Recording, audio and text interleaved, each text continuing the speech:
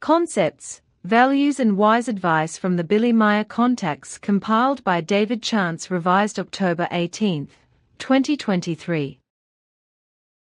Emotions, see also feelings, see also thoughts /thinking. Contact Report 864. 1940s. Feelings and the resulting emotions are universally given as the product of preceding thoughts in every life form that somehow has a thinking, whereby it is completely irrelevant how this thinking takes place. Emotions are also formed from feelings, which is particularly evident in human beings, animals, and creatures, because they are capable of thinking. For thinking alone makes it possible for feelings to arise from it. Beings, mainly the human being, but also animals and creatures, develop emotions from feelings, which, in addition to behavior, also control the body to certain reactions, as well as the interaction with its own kind and all other life forms of every species and kind, but also with 1,000 different things and objects, as well as situations of life and existence, the whole of nature, the planet, and all ecosystems. Depending on the good or bad nature of the feelings that arise and the emotions that result from them, action, and thus in turn life, is either worth living or detrimental to life. In any case, thoughts always precede everything. They form the central component for logic, understanding, and reason, and according to them, feelings and from them emotions and decisions, as well as behavior and action arise. But thoughts and the feelings that arise from them, as well as the emotions that arise from them, are much more, namely, powerful evaluation systems that allow human beings to automatically assess many situations correctly, if their thoughts correspond to correctness, so that they can react quickly and also correctly. Feeling, that is to say, what human beings consciously experience as fear, freedom, joy, sadness, failure, and anger, is basically only the well-known tip of the iceberg of all that results from it. Exactly as in the case of a huge floating iceberg, where 9/10 of its volume is hidden in the water beneath it, also in the case of thoughts, feelings, and the emotional processes arising from them, a great deal remains hidden, incomprehensible and unnoticeable to human beings, but only because, as a rule, belief-related factors play into the whole thing in a way that is subterranean and absolutely imperceptible to them. The emotions that arise do not only concern the individual, that is to say, subjective experience, but they also include the physical reactions as a whole, which, through certain triggers, prepare the human beings for a behavior that moves them to act and work. For example, this automatically causes the human being's blood pressure and heart rate to rise when they see something that demands fear from them. But this improves the blood supply, and thus also benefits the muscles, because the release of hormones results in an optimal energy supply to the muscles. The concentration that is directed towards the potential threat automatically prevents all thoughts from turning to other things and instantly making the threat or open danger seem important. This in turn creates a very ideal condition for two options for action to appear immediately, namely to defend oneself against the danger in a flash, or to take flight. Every feeling creates a far-reaching emotion, which is also very comprehensive and focusing and makes the life of the human being worth living. Because in truth, an emotion is a central component of the human being's innermost life. But an emotion is much more than that, because as I said, it is a powerful evaluation system that automatically lets the human being assess many situations correctly when it is needed correctly, and thus also reacts quickly and correctly. Thoughts create a complex state of feelings, as well as a conscious subjective experience, which also triggers physical processes and behavioral impulses that then play an important role. It is typical for emotions that a wide variety of emotions appear, such as love, peacefulness, fear, anger, or dejection. It is also completely normal that physical as well as mental processes are coupled, and thus influence the human being as a whole, and in extreme cases can even cast a complete spell over him or her. It is also normal that emotions arise from feelings, But whether these are then positively controlled or otherwise negatively and uncontrollably implemented is then solely the human beings acting according to their will. The feelings are therefore what the human being, as a rule, without thinking much, somehow experiences consciously, unconsciously, as fear, joy, love, jealousy, hate, anger, freedom, or sadness, etc. The feelings that form into emotions are also normal. The feelings that form emotions inevitably make their way out in the form of visible facial expressions, the sound of the voice and behavioral tendencies, as well as gestures. Consequently, in this wise, the feelings and the resulting emotional state, which is also called state of mind, because obviously the feelings are also wrongly defined as mind, become recognizable because the emotional emergence of the human being lives everything outwards and is perceived and witnessed by fellow human beings. We are talking here, for example, about expressive language and a behavioral component of expanding forms, and this aspect in particular is already in the term X itself, and says in a meaningful way that it is a movement outwards. The fact that the emotion created by feelings gives way from the inside to the outside, and then manifests itself, is something that human beings very often only become aware of afterwards, if this is the case at all. How exactly and precisely the individual components of the emotional processes are connected is given by the feelings, because of course the thoughts must precede them first, which are fundamentally the factors that ultimately cause everything. Consequently, without thoughts there are no feelings, just as without feelings there can be no emotions, and from these in turn, no impulses, actions, and behavior can arise.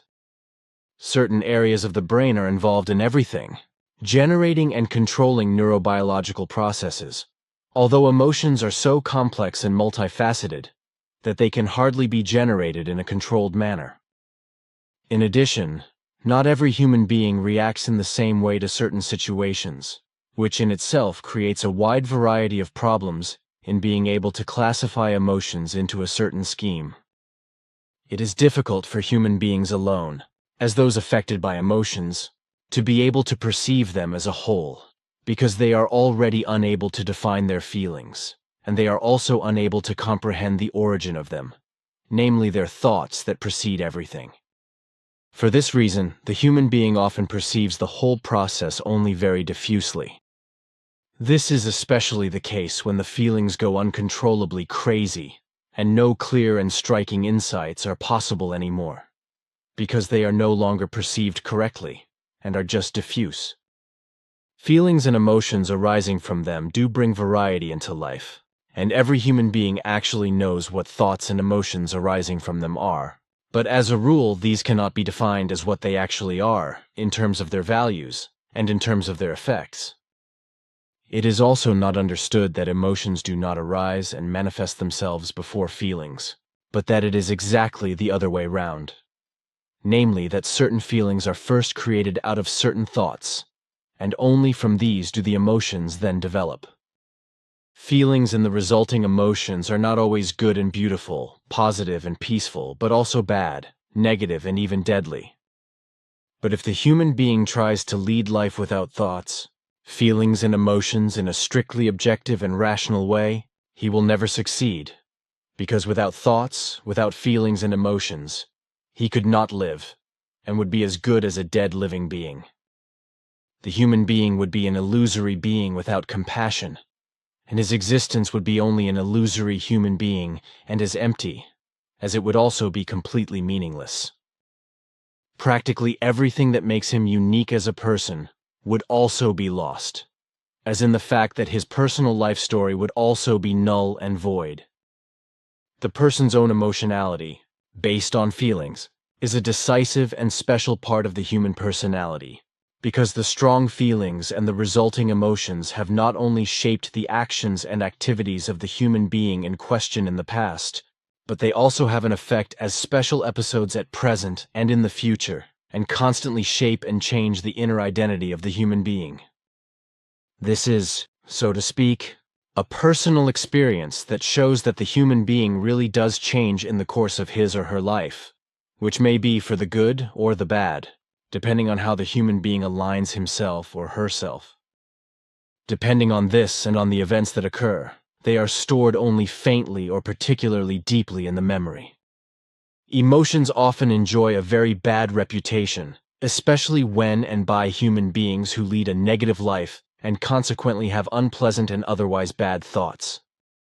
If, on the other hand, they had sensible and good thoughts, cultivated them, and were able to weigh them up in the same way, and did not make decisions irrationally and unpredictably, then they would be good and sensible people.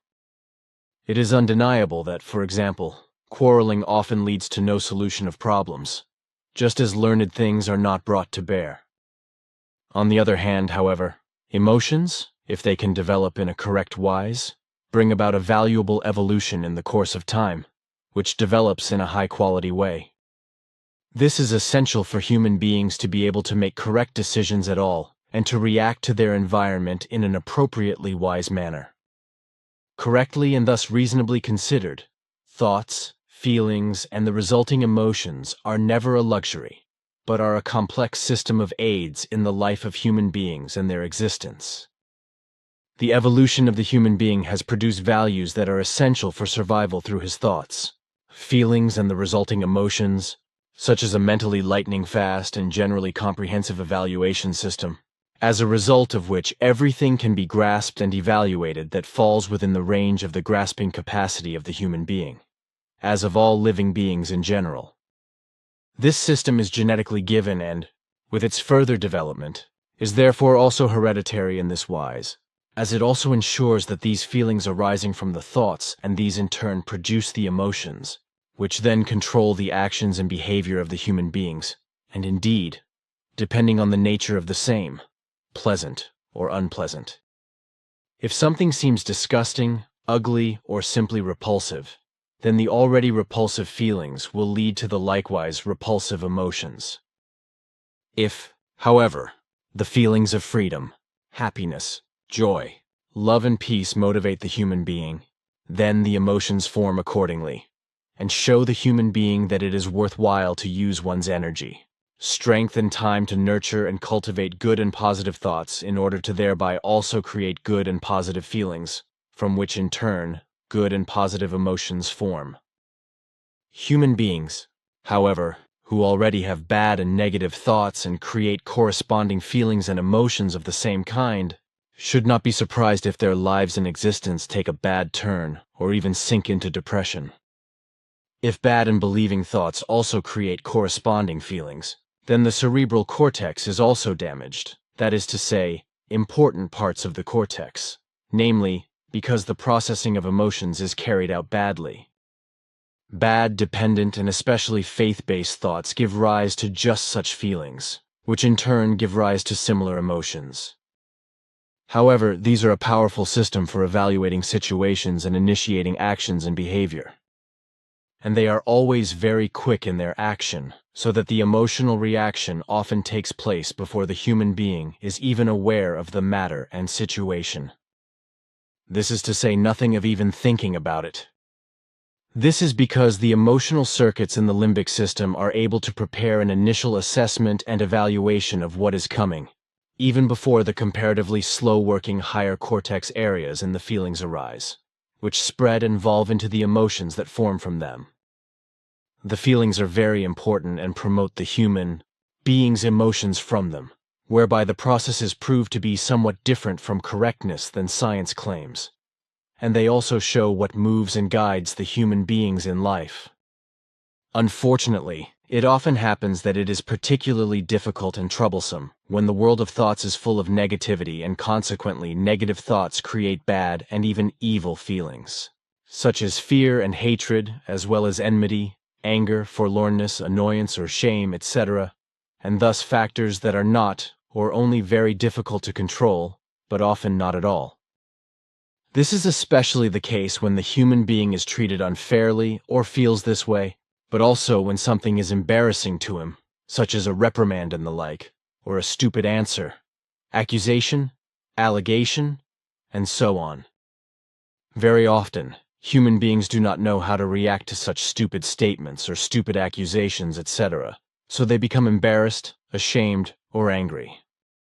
Thoughts, the feelings that arise from them, as well as the emotions that inevitably arise from them again, are very important instruments for communication, and emotions in particular have a central function for social interaction. A large part of human communication takes place, even if often only unconsciously, through the transmission of emotions with regard to the expressive component. That is to say, through facial expressions and gestures, that is to say, body language and tone of voice. In this way, the human being can adjust to his or her counterpart before the latter is able to express his or her concerns in words. On the other hand, even in large gatherings of people are able to perceive at lightning speed where important things are happening, and whether it is worthwhile to participate or to keep away, because danger may be imminent. The human capacity for thought and self-overestimation and self-exaltation influence all actions and behavior, and, in general, all cognitive processes of the majority of the Earth's population. This also affects all bodily functions, mainly heart rate, blood pressure, and sweating, which are controlled by the vegetative, that is to say, autonomic nervous system and hormones. Finally, through thoughts, their feelings and the emotions that arise from them, facial expressions, gestures, as well as the sound of the voice, but also the actions and behavior of human beings, whereby the emotions inevitably find a way out, especially through speech, action, and behavior, and make themselves audible through the voice and visible as a result of facial expressions, and manifesting through action and behavior.